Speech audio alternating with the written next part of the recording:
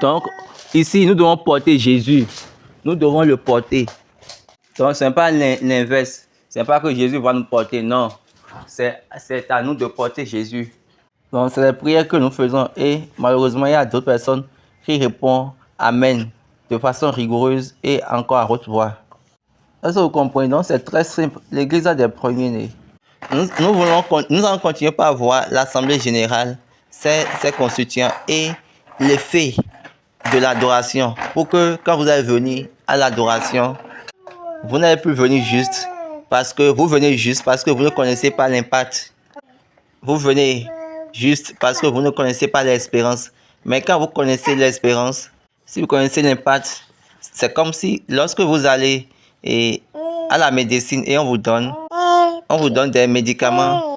Et lorsque l'impact, mais l'effet du médicament n'est pas ce qu'on espère, n'est pas conforme à notre espérance, là on dit qu'il y a un problème. Donc, lorsque vous venez pour le culte, lorsque vous venez pour l'adoration, vous venez à l'assemblée des premiers-nés, dont leur nom est inscrit dans les cieux. Ça veut dire, vous venez maintenant à Dieu. Vous venez vers Dieu, le juge de tout le monde. Donc, dans l'adoration, dans le culte, pendant un culte, le temple devient une cour, devient la cour, là où les juges restent pour pouvoir faire. Qu'est-ce qu'on fait à la cour? C'est de prononcer les jugements. Donc, lorsque vous venez à l'église, vous venez avec votre cas, votre situation. Mais vous devez venir avec ça dans la vérité. C'est pourquoi Jésus a dit en vérité. On ne vient pas devant Dieu pour mentir. Donc si tu dis que c'est toi seul que j'ai, il ne faut pas amener, il ne faut pas compléter le mensonge. Il faut savoir qu'il va te décevoir. Sois sûr. Dieu lui-même va te décevoir. On a le juge de tous.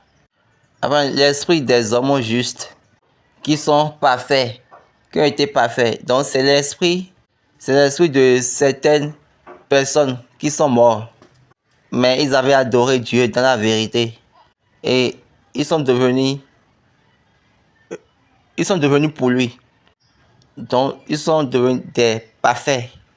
Leurs œuvres sont parfaites. Tout le monde doit venir pour apparaître. Et maintenant nous avons notre avocat, Jésus-Christ. Nous avons le juge qui est Dieu. Et nous avons l'avocat. Maintenant vous avez l'avocat pour soumettre ça à l'avocat, qui sera le médiateur entre vous et le juge, afin que vous puissiez